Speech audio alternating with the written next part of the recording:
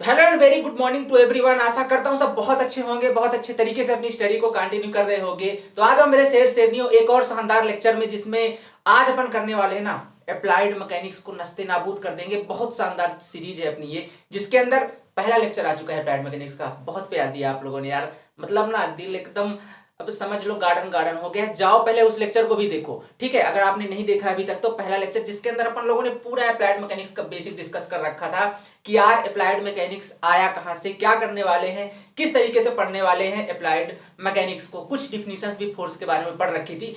काफी सारी चीजें अपन ने फर्स्ट लेक्चर के अंदर डिस्कस कर दी। मतलब कतई जहर वीडियो भाई, आप जाओ पहले और उसे जरूर देखो, ठीक है।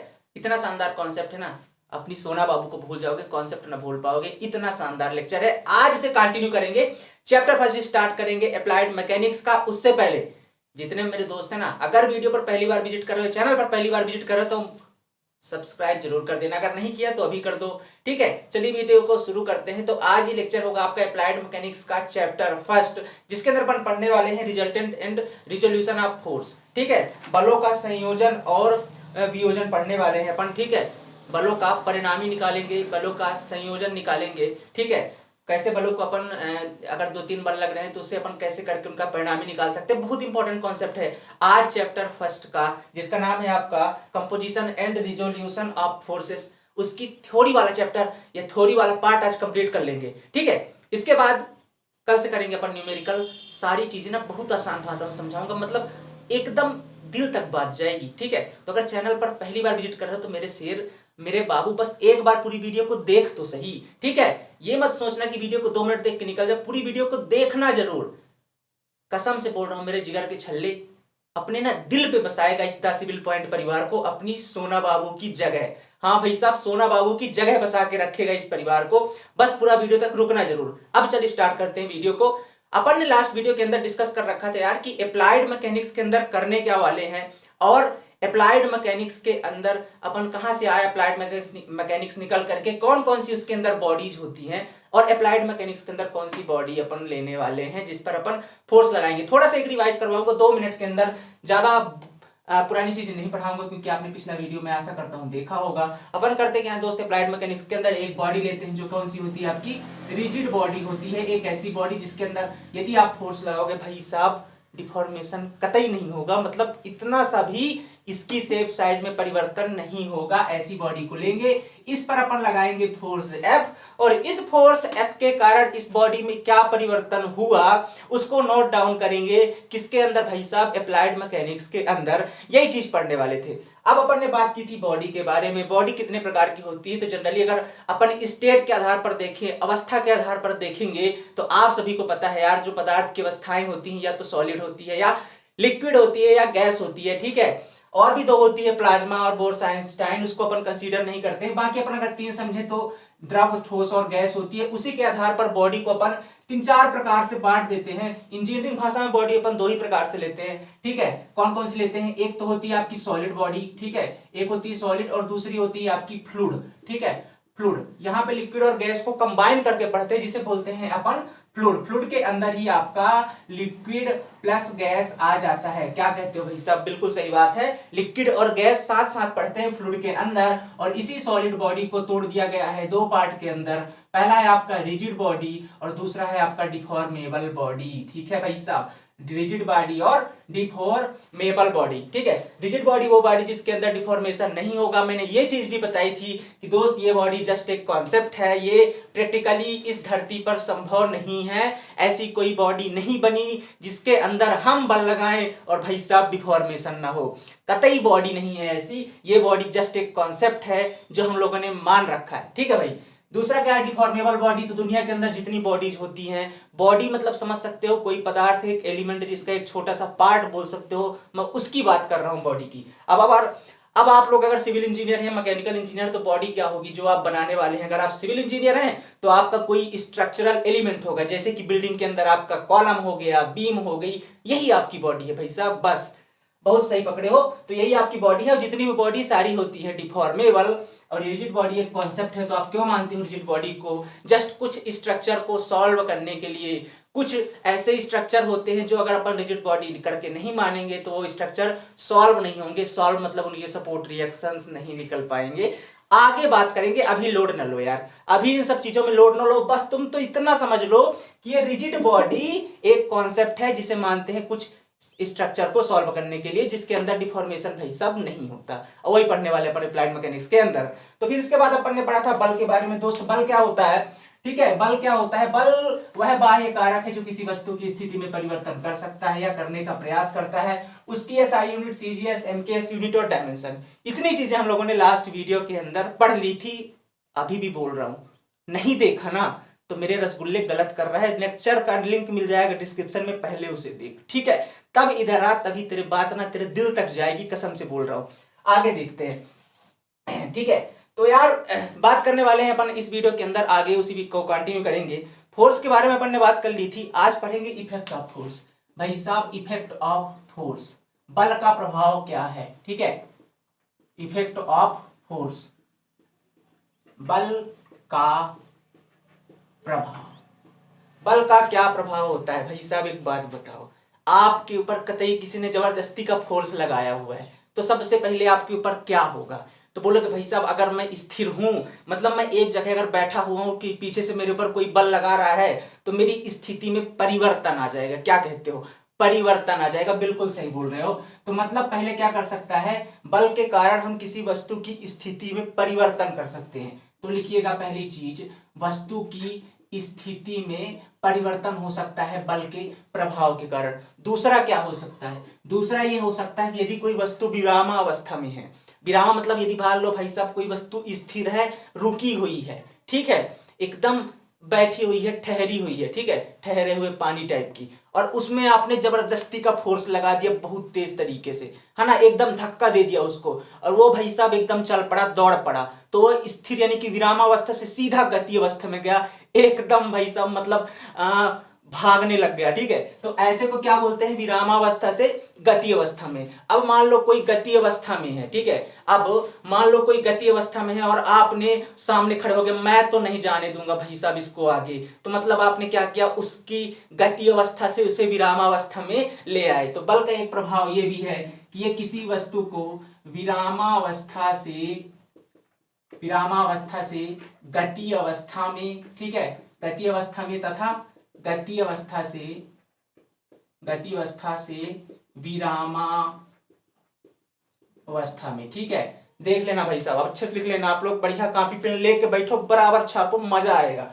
विरामावस्था से गति अवस्था में और गति अवस्था से विरामावस्था में ला सकता है। ये दो पॉइंट हो गए बल के प्रभाव। तीसरा क्या भाई? तो देखो तीसरा क्या है, यह किसी वस्तु में स्ट्रेन उत्पन्न कर देता है। स्ट्रेन बोले तो विकृति उत्पन्न कर देता है। तो देखो भाई, जैसे मैं बोला कि कोई बॉडी है, समझिएगा थोड़ा सा बात को, ये थोड़ा सा कॉन्सेप्चुअल है। जैसे बोल देता हूँ ये कोई बॉडी है या कोई स्टील रॉड है, कुछ भी एक मान सकते हो। अब अगर मान लो इसको पकड़ के आप खींचोगे, चलो रबड़ ले लो यार, ठीक है, आपने भी रबड़ का एग्जांपल बहुत अच्छे से सुना होगा, ठीक है, रबड़ ले लो, ठीक है।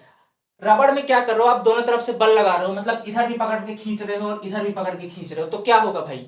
क्या होगा इसके अंदर? मतलब मान लेता हूं बल आप इधर भी लगा रहे हो, इधर भी लगा रहे हो, कुछ समय के पश्चात अगर आप बल ज्यादा लगा दोगे तो भाई साहब इसकी लंबाई बढ़ जाएगी। क्या कहते हो? मान लेता हूं पहले लंबाई इसकी L1 थी तो अब हो जाएगी L2, लंबाई में परिवर्तन हो गया ना, तो कितनी लंबाई बढ़ गई? तो ये इतनी लंबाई बढ़ गई ना, माने L2 माइनस L1 बढ़ गई, क्या है ना, L2 माइनस L1 बढ़ गई। अब अगर इसी लंबाई को मैंने L2 माइनस L1 को ओरिजिनल लेंथ से भाग दे दें, क्या कहते हो? ओरिजिनल लेंथ से भाग दे, ओरिजिनल लेंथ कितना था आपका? L1 था ना, पहले L1 था, बढ़ कितना गया? L2 माइनस L1 बढ़ गया ना, तो यही आपका कहलाता है भाई साहब विकृति। क्या कहलाता है?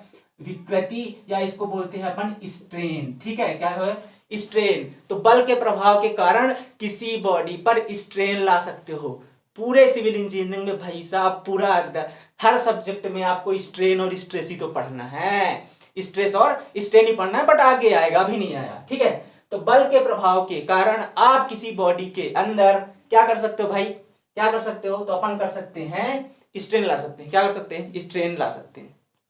ओके, तो क्या कर सकते हैं? उसकी लेंथ में परिवर्तन करके उसके अंदर स्ट्रेन ला सकते हैं। दूसरी चीज, ये तो 3 पॉइंट हो गए ना, चौथे पर भी आइए, ठीक है, एक और प्रभाव है, चौथा है ये इसके इंटरनल स्ट्रेस को बढ़ा देता है, आंतरिक प्रतिबल को बढ़ा देता है, ठीक है। क्या करता है? फोर्स के कारण मतलब बल के कारण किसी वस्तु के अंदर या किसी पिंड के अंदर या किसी बॉडी के अंदर आंतरिक प्रतिबल को बढ़ा देता है। ठीक है, आंतरिक प्रतिबल बोले तो इंटरनल स्ट्रेस। अब ये क्या होता है भाई? ठीक है, तो लोड न लो यार, सारी चीजें समझाएंगे। ठीक है, आंतरिक प्रतिबल का मतलब ये होता है कि देखो यार, जैसे बोले ये कोई बॉडी है, क्या कहते हो, ये कोई बॉडी है, बॉडी के ऊपर आपने फोर्स लगाया। ठीक है, क्या लगाया? फोर्स लगाया।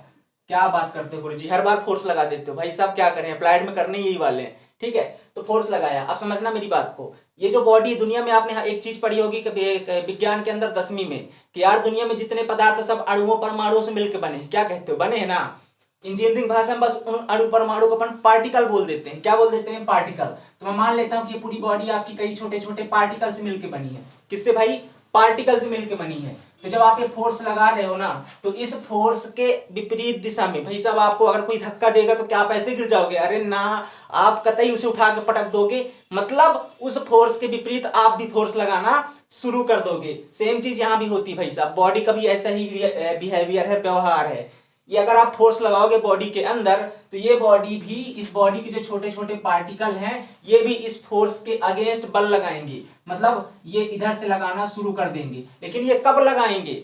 जब आप इस पे फोर्स लगाओगे। और ये जो अंदर से लगा रहे हैं ना, ये जो अंदर से रिएक्शन लगा रहे हैं या रेजिस्टेंस दे रहे हैं, रेजिस्टेंस बोले तो प्रतिरोध या विरोध। किसका विरोध? बल का विरोध। तो इसी रेजिस्टेंस फोर्स को क्या बोलते हैं भाई साहब? इसी रेजिस्टेंस फोर्स को अगर पर यूनिट एरिया से डिवाइड कर दें, ठीक है, पर यूनिट एरिया से डिवाइड कर दें, तो यह कहलाता है आपका प्रतिबल। क्या कहलाता है भाई?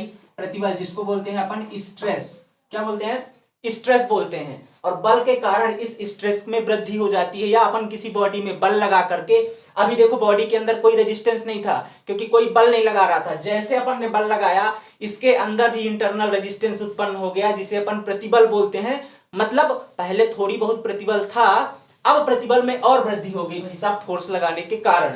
तो क्या है? फोर्स के कारण आंतरिक प्रतिबल में वृद्धि हो जाती है। यही 4 इफेक्ट हैं, यही 4 प्रभाव हैं आपके बल के। आशा करता हूं आपको समझ में आ गई है मेरे रसगुल्ले, मेरे प्यारे भाई। बात को सुन बहुत अच्छे से, सब समझ में आएगा। कल एक लड़का बोल रहा था भाई साहब पल्ले नहीं पड़ती। अरे ऐसे कैसे नहीं पड़ेगी मेरे दोस्त, है अपन पढ़ाएंगे, बात तो सीधे दिल तक जाएगी। बस एक बार सुन तो सही। अब हाँ, अगर तूने दिल किसी और को दे दिया फिर मेरी गलती नहीं। ठीक है भाई साहब, अगर दिल किसी और को दे दिया ना, फिर मेरी गलती नहीं है ना। अभी ना देना, अभी तो फर्स्ट ईयर में है रसगुल्ले, अभी ना देना किसी को, ठीक है, संभाल के रख, काम आएगा। ठीक है, चल आगे देखते हैं। अगला टॉपिक है आपका इफेक्ट ऑफ फोर्स हो चुका है। अगला टॉपिक है आपका कैरेक्टरिस्टिक ऑफ फोर्स, बल की विशेषता या बल का अभिलाक्षणिक गुण। क्या चीज है ऐसी बल के अंदर जो जरूरी है? तो सबसे पहला लिखो, हेडिंग डाल लेना, अभिलाक्षणिक गुण या कैरेक्टरिस्टिक। ठीक है, अभिलाक्षणिक गुण या कैरेक्टरिस्टिक। ठीक है, कैरेक्टरिस्टिक। पहली चीज क्या है भाई? पहला है आपका मैग्नीट्यूड। क्या है? मैग्नीट्यूड, या इसको बोलते हैं अपन परिमाण। ठीक है, देखो भाई बल के अंदर सबसे ना इंपॉर्टेंट चीज यही है। जैसे आप किसी को जब किसी पर फोर्स लगाते हो तो एक शक्ति का अनुभव होता है ना आपको, पावर, मतलब बल के अंदर एक पावर होती है। तो ये पावर कहां से आती है भाई? ये पावर आती है आपकी मैग्नीट्यूड से। ठीक है, तो बल के अंदर जो एक शक्ति का अनुभव होता है वो होता है आपके मैग्नीट्यूड के कारण। और अपन अगर किसी वस्तु में फोर्स लगाते हैं तो जो उसका इफेक्ट दिखता है आपको, या कि उसकी बॉडी में चेंज आ जाता है, या वो बॉडी अपनी जगह से दूसरी जगह तक खिसक जाती है, तो किसके कारण हो पाता है? इसी पावर के कारण। बहुत जरूरी चीज है भाई साहब, इसको समझ लो। पहली चीज क्या है आपका इफेक्ट में? मैग्नीट्यूड हो गया, जो बल के अंदर पावर का अनुभव कराता है। इसके अंदर 2 लाइन आपको लिखनी भी है कि मैग्नीट्यूड वह कारक है बल के अंदर जो बल में पावर यानी कि शक्ति का अनुभव कराता है। लिख लोगे, समझो। पहले लिखने को तो इंग्लिश वाले अपने वर्ड्स में और हिंदी वाले अपने तरीके से अपने अल्फाजों को बयां कर देना। ठीक है, समझ लो भाई साहब। दूसरी चीज, दूसरा होता है आपका डायरेक्शन। ठीक है, दूसरा क्या है आपका? डायरेक्शन। हिंदी में बोलते हैं भाई साहब इसे दिशा। ठीक है, डायरेक्शन या दिशा। देखो बाबू, बात ऐसी है दरअसल कि मान लेता हूं ये बॉडी है। ठीक है, बॉडी पर आपको फोर्स लगाना है तो दिशा बहुत ज्यादा इंपॉर्टेंट है। जैसे मैंने बोला कि यार इस बॉडी पर फोर्स लगा करके इसको यहां तक डिस्प्लेस करवाना है। क्या करवाना भाई? डिस्प्लेस्ड करवाना है। ठीक है, क्या करवाना है? डिस्प्लेस्ड, मतलब इसकी लोकेशन में चेंज करना है यहां से लेके यहां तक। तो डायरेक्शन बहुत इंपॉर्टेंट है। अगर इस बॉडी में आप इस डायरेक्शन में फोर्स लगाएंगे तभी ये बॉडी यहां से यहां तक डिस्प्लेस्ड होगी। क्या कह रहे हो? सही है ना? बिल्कुल सही है। अगर यहाँ पे इस बॉडी पर आप इस डायरेक्शन पर फोर्स लगाओगे तभी ये बॉडी यहां से यहां तक डिस्प्लेस्ड होगी, अदरवाइज डिस्प्लेसमेंट नहीं होगा। इस डायरेक्शन में फोर्स लगाओगे तभी। मान लो आपने गलती से इधर लगा दिया तो क्या बॉडी उधर जाएगी? बिल्कुल नहीं जाएगी बाबू, उसके विपरीत खिसक जाएगी। ठीक है, तो डायरेक्शन भी एक इंपॉर्टेंट फैक्टर है। तीसरा है आपका पॉइंट ऑफ एप्लीकेशन। ठीक है, पॉइंट ऑफ एप्लीकेशन, या इसको अपन बोलते हैं, ठीक है, या अपन इसको बोलते हैं अनुप्रयोग बिंदु। अनुप्रयोग बिंदु, अनुप्रयोग बिंदु या पॉइंट ऑफ एप्लीकेशन वह पॉइंट है, जैसे मैं बोल रहा हूँ कि यार कोई बॉडी है, ठीक है, ये कोई बॉडी है, अब आप इस बॉडी पर फोर्स लगा रहे हो, तो बॉडी पर फोर्स नहीं लगा रहे हो, बॉडी के किसी एक बिंदु पर फोर्स लगा रहे हो। क्या कहते हो? बिल्कुल एक बिंदु पर फोर्स लगा रहे हो। जैसे पूरी बॉडी कई छोटे छोटे बिंदुओं से मिलकर बनी ना, जिसे अपन इंजीनियरिंग भाषा में क्या बोलते हैं? पार्टिकल बोलते हैं भाई। बहुत सही, क्या बोलते हैं भाई? पार्टिकल बोलते हैं। तो आप किसी एक पार्टिकल पर फोर्स लगा रहे हो, यहां पे जो होगा, ठीक है, इस बिंदु पर जो पार्टिकल होगा, भले उस फोर्स का इफेक्ट पूरी बॉडी पे लग रहा है, ठीक है, उस फोर्स का इफेक्ट जो है पूरी बॉडी पर दिख रहा है, लेकिन भाई साहब आप लगा कहां पे रहे हो? एक बिंदु पे लगा रहे हो फोर्स। तो उसी बिंदु को, उसी पॉइंट ऑफ, ठीक है, एप्लीकेशन जहां पे अपना फोर्स लगा रहे हो, उसी को बोलते हैं अनुप्रयोग बिंदु या पॉइंट ऑफ एप्लीकेशन। ठीक है, तो ये तीन चीजें हो गई। चौथा क्या भाई? चौथा भी है इसके अंदर। ठीक है, चौथा पॉइंट है आपका टाइप ऑफ फोर्स। ठीक है, चौथा है आपका टाइप ऑफ फोर्स। ठीक है, टाइप ऑफ फोर्स, बल का प्रकार। देखो बाबू, बल ना दो प्रकार के जनरली पढ़ते हैं अपन। ठीक है, दो प्रकार से पढ़ते हैं। पहला होता है आपका पुल नेचर का, और दूसरा होता है आपका पुश नेचर का। ठीक है, पुल नेचर का या पुश नेचर का। पुल मतलब खींचना हो गया, ठीक है, पुल मतलब हो गया आपका खींचना, या तो आप किसी वस्तु में बल लगा के उसे खींच सकते हो, या बल लगा के उसे धकेल सकते हो। ठीक है, जिसको बोलते हैं अपन धकेलना। ठीक है, हिंदी वाले थोड़ा अच्छे से, मतलब दो ही तरीके से बल लगा सकते हो ना यार, या तो किसी वस्तु में धक्का दोगे या तो उसे पकड़ के खींच लोगे। ठीक है, तो ये होते हैं बल का इंपॉर्टेंट नेचर, कि भाई बल भी आपके दो प्रकार का होता है, एक होता है पुल नेचर का या पुश नेचर का। लेकिन बाबू समझो, इंजीनियरिंग भाषा में इसको कुछ और भी बोलते हैं। जैसे पुल फोर्स को अपन बोलेंगे टेंशन फोर्स। क्या बोलेंगे बाबू? Tension force. ठीक है, टेंशन फोर्स। और ये जो पुश नेचर, इसको बोलते हैं अपन कंप्रेसिव फोर्स। कंप्रेसिव फोर्स, ठीक है, इसको बोलते हैं टेंसाइल फोर्स। ठीक है, और इसको बोलते हैं अपन कंप्रेसिव फोर्स। मतलब टेंसाइल मतलब टेंशन, खींचना, बोलते हैं ना, टेंशन हो गया मतलब खींच रहा है, और कंप्रेसिव मतलब उसे दबा रहा है। तो अगर किसी फोर्स को आप दबा रहे हो, ठीक है, धकेल रहे हो, इस तरीके का नेचर। ठीक है, जैसे कोई बॉडी है ये, और फोर्स आप ऐसे लगा रहे हो, तो एक प्रकार का कंप्रेसिव फोर्स जो उसको कंप्रेस कर रहा है। ठीक है, दूसरा क्या होता है? Tensile force. जैसे बोला कि बॉडी में जो फोर्स आप इसको, इसके विपरीत फोर्स लगा रहे हो, कंप्रेसिव के विपरीत लगा रहे हो, मतलब उसको खींचने का प्रयास कर रहे हो, तो होता है आपका टेंसाइल फोर्स। तो ये होते हैं बाबू आपके कैरेक्टरिस्टिक ऑफ फोर्स, जो कि चार बिंदु है, बहुत इंपॉर्टेंट है, याद रखिएगा। एक बार रिवाइज कर लीजिए। मैग्नीट्यूड होता है, डायरेक्शन होता है, पॉइंट ऑफ एप्लीकेशन और टाइप्स ऑफ फोर्स। ठीक है, यहां तक क्लियर हो गया। आगे पढ़ेंगे सिस्टम ऑफ फोर्सेस। देखो बाबू, सिस्टम ऑफ फोर्सेस का है अगला टॉपिक है आपका सिस्टम ऑफ फोर्सेस। ठीक है, थ्योरी वाला लेक्चर है आज। फर्स्ट चैप्टर की सारी थ्योरी कवर करके नेक्स्ट वीडियो के अंदर अपन इसके बहुत सारे न्यूमेरिकल करेंगे, जहां से आपके पेपर में डायरेक्टली क्वेश्चन आएंगे। ठीक है, पर क्वेश्चन से पहले, पेपर वाले क्वेश्चन से पहले कॉन्सेप्ट समझना जरूरी है मेरे दोस्त, है ना मेरे रसगुल्ले। कॉन्सेप्ट समझना जरूरी है, क्योंकि कॉन्सेप्ट इज अ पावर। ठीक है, चलिए आगे आ जाइए। आगे क्या है आपका टॉपिक? System of forces. ठीक है, सिस्टम ऑफ फोर्सेस। ठीक है, इसको बोलते हैं हिंदी में भाई बल निकाय। क्या बोलते हैं? बल निकाय। देखो बाबू, बात ऐसी है कि जैसे कोई बॉडी है, ठीक है, एक बार फिर बॉडी है, ठीक है बाबू, बॉडी है, बॉडी के ऊपर आपने एक फोर्स लगा दिया। ठीक है, एक फोर्स लगा दिया, सिंपल है, सही चीज है। अगर एक के अलावा और कई सारे फोर्स लग रहे हो, ठीक है, इधर भी लग रहा हो, इधर भी लग रहा हो, ठीक है, ऐसे कई सारे फोर्स लग रहा हो, मान लो F2 लगा दिया, F3 लगा दिया, F4 लगा दिया और F5 लगा दिया, ऐसा करके दो चार फोर्स और लगा दिए किसी बॉडी के अंदर। ठीक है, एक ही बॉडी के अंदर एक से अधिक बल आपने लगा दिए, तो इस निकाय को बोलते हैं भाई साहब फोर्स ऑफ सिस्टम या सिस्टम ऑफ फोर्सेस। क्या बोलते हैं? System of forces. ठीक है, इसी को बोलते हैं, मतलब एक पिंड के अंदर कई सारे बल लग रहे हो, उसी को बोलते हैं अपन सिस्टम ऑफ फोर्सेस। अब इस सिस्टम ऑफ फोर्सेस के बेस पर अपन ने फोर्स को कई सारे टाइप में डिवाइड कर रखा है। तो ये कौन कौन से टाइप है भाई, समझना ध्यान से। ये जो टाइप है आपके बल मुख्यतः दो प्रकार के होते हैं। कौन कौन से? एक होता है आपका कोप्लैनर फोर्सेस। कोप्लैनर फोर्सेस दिख रहा है आपको? बिल्कुल दिख रहा है यार, कोप्लैनर फोर्सेस। और दूसरा होता है आपका नॉन कोप्लैनर फोर्सेस। ठीक है। कोप्लानर फोर्सेस और नॉन कोप्लानर फोर्सेस क्या होते हैं भाई, ये समझना ध्यान से। कोप्लानर फोर्सेस मतलब होता है समतली बल, समतली बल, और ये होता है आपका असमतली बल, असमतली बल। चलो इसको थोड़ा सा बना के समझते हैं, ठीक है। देखो बाबू इधर आते हैं, थोड़ा सा इधर बनाते हैं, ठीक है। फटाफट नोट करते जाना यार, आप लोग भी जहां पे हो तो आप तो वीडियो रोक भी सकते हो, धीरे कर लो, तेज कर लो, जैसा मन करे, बस समझ में आ जाना चाहिए। जैसे मैं बोलता हूँ बाबू आपके पास ये एक पिंड है, ठीक है। थोड़ा सा इसका मैं थ्री डी डायग्राम आपको बना के दिखाता हूँ।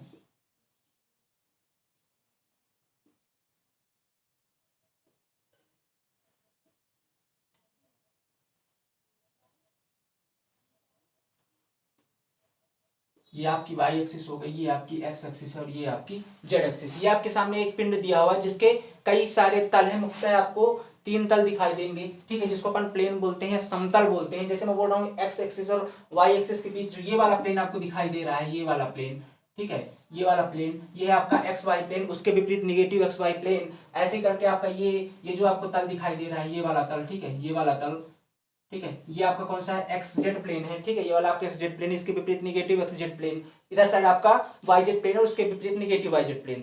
अब समझिएगा थोड़ा सा ध्यान से, क्या होता है बाबू, अगर समतली बल की बात करें, इस समतली बल को भी कई सारे प्रकार में बांटा गया है। सबसे पहले बात करेंगे समतली बल की, ठीक है। समतली बल के अंदर सबसे पहला आता है आपका, दिख रहा है आपको, बिल्कुल, समतली बल के अंदर आता है सबसे पहले कोप्लैनर कोलीनियर फोर्सेस, ठीक है, समतली, ठीक है, इसको बोलते हैं अपन समतली बल। समतली बल के अंदर पहला होता है समतली संरेख बल, इसको हिंदी में बोलते हैं भैया आप समतली संरेख बल। बहुत आसान चीजें हैं, एक एक लाइन में समझ में आ जाएंगी, बस समझते जाइएगा। समतली संरेख बल क्या होते हैं बाबू ये, ठीक है।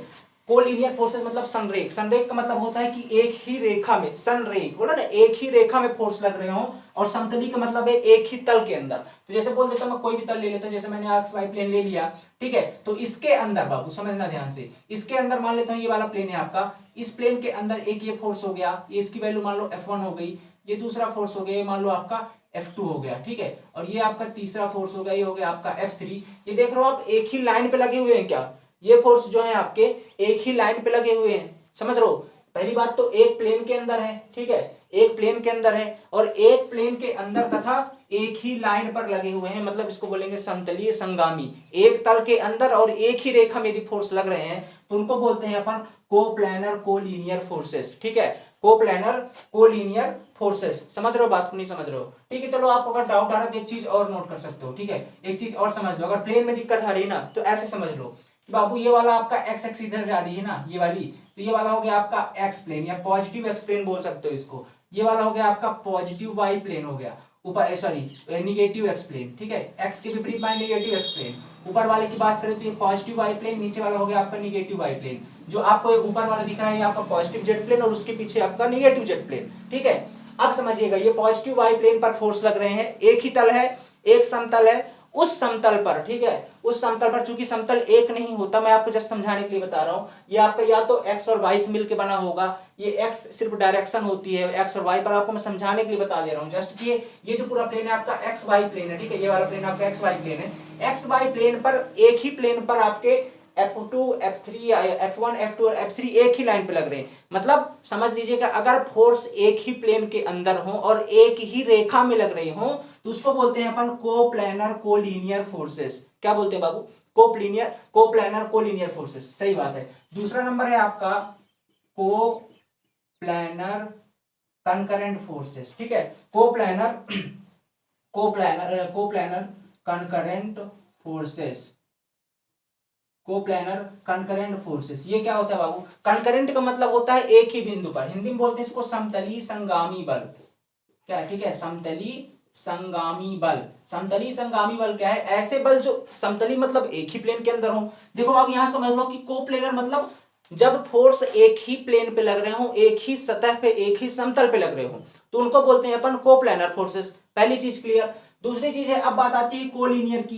कोलिनियर मतलब संरेख, एक ही लाइन पे होंगे। कोप्लैनर मतलब तो समतली है। कंकरेंट मतलब एक ही बिंदु पे होंगे। इस बार मान लेता हूं मैं आपका ये वाला प्लेन ले रहा हूं, ठीक है, तो इस बिंदु पर मतलब एक ही बिंदु पर, ये बिंदु मैंने सेलेक्ट कर लिया, इस पर इधर लग रहा है, इधर लग रहा है, इधर लग रहा है, इधर साइड लग रहा है, ये F1 हो गया, F2 हो गया। नेचर की बात मैं नहीं कर रहा हूँ यहाँ पे, मैं आप हम बोल सकते हो भैया आपने एक तो कंप्रेसिव लगाया है, एक टेंसाइल, उससे मतलब नहीं है टेंसाइल है या कंप्रेसिव है, किसी भी नेचर का हो, नेचर से मतलब नहीं है, बिंदु एक है ना, पॉइंट ऑफ एप्लीकेशन एक है ना, मतलब जो फोर्स लग रहा है वो एक तल पे लग रहा है, दूसरी चीज एक ही बिंदु पे लग रहा है, उसको बोलेंगे अपन कोप्लानर कंकरेंट फोर्सेस। क्लियर हो गई बात, ठीक है। तीसरी देखिएगा कोप्लानर पैरेलल फोर्सेस, ठीक है, कोप्लानर पैरेलल, ठीक है, कोप्लानर पैरेलल फोर्सेस, ठीक है, coplanar parallel forces. Coplanar parallel forces का मतलब क्या है, जैसे इस बार मैं ये प्लेन ले लेता हूं, इस प्लेन के अंदर मतलब एक तो एक ही तल के अंदर फोर्स लग रहे हैं, पहली चीज, और पैरेलल है फोर्स, एक दूसरे के समांतर है, ठीक है, जैसे मैंने तीन फोर्स दिखाया, ये एक ही तल पर है तथा एक दूसरे के समांतर है, बराबर दूरी पर है। मतलब अगर समांतर का मतलब समझते हो क्या होता है, समांतर किसको बोलेंगे कि अगर आप इस लाइन और इस लाइन के किसी बिंदु पर भी आप टेंजेंट डालो तो इनके बीच की दूरी हर जगह बराबर होगी,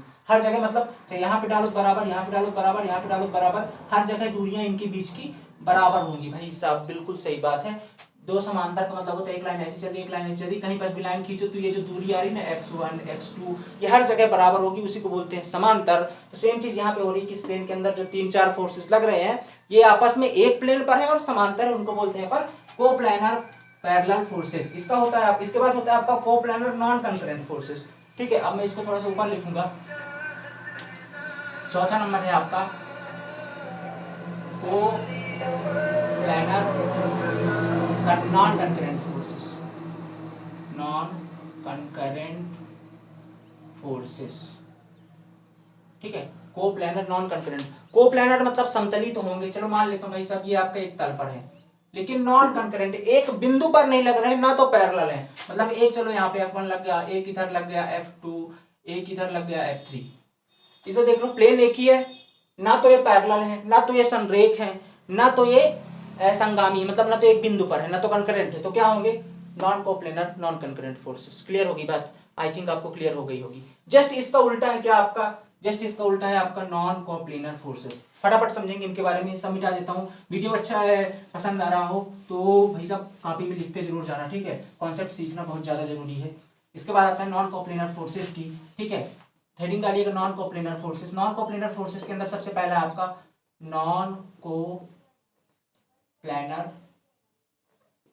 कोप्लेनर कोलीनियर, ठीक है, नॉन कोप्लेनर कोलीनियर फोर्सेस, ठीक है, sorry non coplanar concurrent forces, collinear तो होगा ही नहीं क्योंकि एक डायरेक्शन तो हो ही नहीं सकता, non coplanar concurrent forces, concurrent forces मतलब इनका प्लेन इस बार अलग अलग है, समझना मेरी बात ध्यान से, इनका प्लेन इस बार अलग। चलो एक दूसरी डायग्राम बना लेता हूं मैं, यहाँ पे ये ठीक है,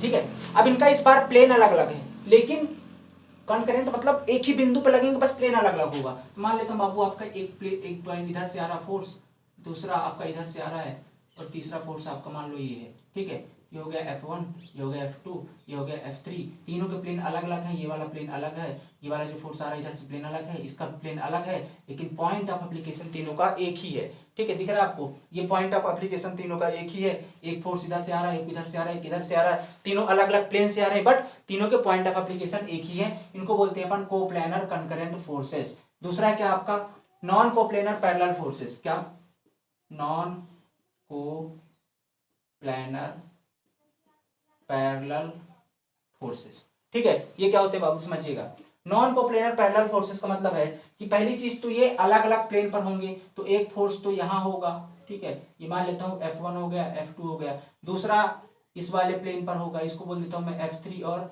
F4, ठीक है, देखिए इसको मैंने गोला लगा दिया पैरेलल वाले केस में, ठीक है, तो ये F1 F2 F3 F4 ये दोनों अलग अलग प्लेन पर है लेकिन पैरेलल है, क्या कहते हो, ये दोनों जैसे ये इस प्लेन पर है एक, ठीक है, ये इस वाले प्लेन के अंदर रखा हुआ है, ये वाले दोनों फोर्स, और ये वाला जो फोर्स है आपका ये इस प्लेन के अंदर है, लेकिन ये दोनों अलग अलग हैं। जैसे बोल दो ये एक्स वाई प्लेन के अंदर है और ये वाला आपका एक्स जेड प्लेन के अंदर है, लेकिन दोनों क्या है पैरेलल हैं, तो मतलब प्लेन अलग अलग होगा, नॉन कोप्लेनर है लेकिन पैरेलल है, ठीक है, दो चीज समझ में आ गई। इसके बाद अगला है आपका तीसरा number non coplanar, non concurrent. ठीक है, नॉन कोप्लेनर और नॉन कंकरेंट। ये क्या होती बाबू? नॉन कोप्लेनर मतलब असमतली होंगी, एक तल पे तो नहीं लग रहे होंगे। जैसे मैं बोल रहा हूँ, इसको थोड़ा सा इरेज कर दूं क्या? लिख लो स्क्रीनशॉट, जो करना कर लो, थोड़ा सा मिटाओ तभी तो समझ में आएगा। ठीक है, नॉन कोप्लेनर मतलब अलग अलग उस पे लगेंगे।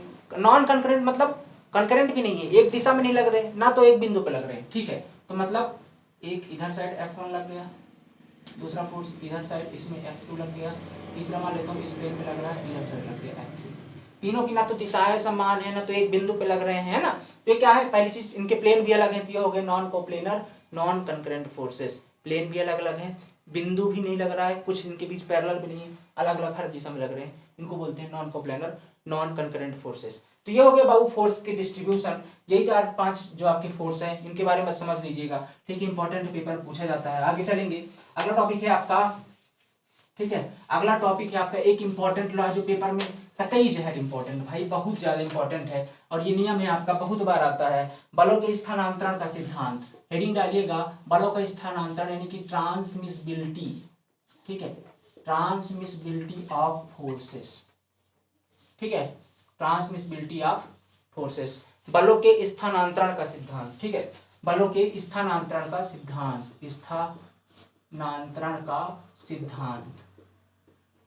ठीक है, बलों के स्थानांतरण का सिद्धांत। ये क्या होता है बाबू, समझिएगा। जैसे मैं बोल रहा हूँ ना, थोड़ा सा आराम से समझते हैं, फिर आप लिख लेंगे, मैं बता दूं कैसे लिखना है, पहले समझ लो। जैसे बोल देता हूँ, ये आपकी बॉडी है, ठीक है, और इस बॉडी पर एक बिंदु है आपका M, जिस पर कोई फोर्स लग रहा है, मान लेता हूं क्या, आपका P। ठीक है, क्या फोर्स लग रहा है आपका? P फोर्स लग रहा है। अब मैं ये बोल रहा हूं यार कि इस P फोर्स को मैं इसी बिंदु के संरेखी किसी अन्य बिंदु पर, इसी बिंदु के संरेखी मतलब, जैसे बोल देता हूं कि इस बिंदु के संरेखी कोई इसी मतलब फोर्स की दिशा में कोई बिंदु होगा, जैसे मान लेते हैं कौन सा बिंदु है आपका N, इसी के लाइन ऑफ एक्शन में, फोर्स की लाइन ऑफ एक्शन में, जैसा साइड फोर्स लग रहा है ना, उसी की लाइन ऑफ एक्शन बढ़ाते हुए एक और बिंदु सेलेक्ट किया N, तो अपन इस फोर्स P को इस N पर शिफ्ट कर सकते हैं, यहां से उठा करके इस N पर शिफ्ट कर सकते हैं, और हमें इस P में कोई परिवर्तन करने की जरूरत नहीं है। कैसे कर सकते हैं? यही है बलों का स्थानांतरण का सिद्धांत, कि मतलब किसी बॉडी के किसी बिंदु पर लग रहे बल को उसी बॉडी के उस बल के संरेखी या उस बल के लाइन ऑफ एक्शन में किसी और बिंदु पर शिफ्ट कर सकते हैं या परिवर्तित कर सकते हैं। इसके लिए बलों में किसी प्रकार का परिवर्तन करने की आवश्यकता नहीं है। यही आपका बलों का स्थानांतरण का सिद्धांत। एक बार और सुनिएगा ध्यान से,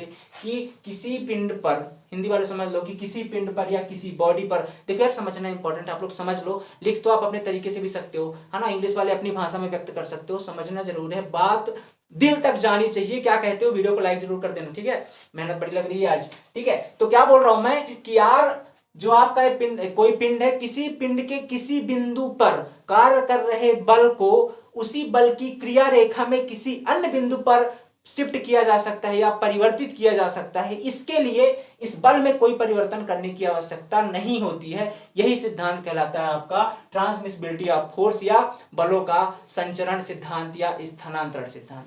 क्या कहते हो यार, मजा आया कि नहीं आया?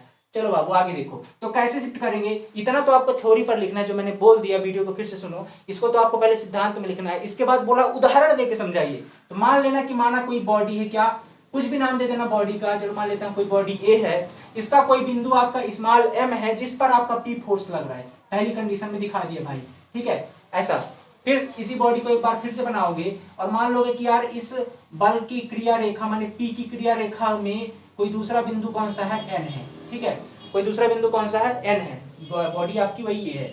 तीसरा बिंदु तीसरा बना के दिखा दोगे, इसी डायग्राम को फिर दोबारा बनाओगे, ठीक है, तीसरा बनाओगे, तो ये मान लेता हूं M है, ये N है, इस पे आपका फोर्स लग रहा है, आपका कौन सा, P फोर्स लग रहा है। ठीक है भाई, ये आपका कौन सा फोर्स लग रहा है, P फोर्स लग रहा है। ठीक है, तो अब अपन क्या कर सकते हैं, इस N बिंदु पर आपको दो फोर्स लगाने हैं एक दूसरे की विपरीत दिशा में, P1 और P2।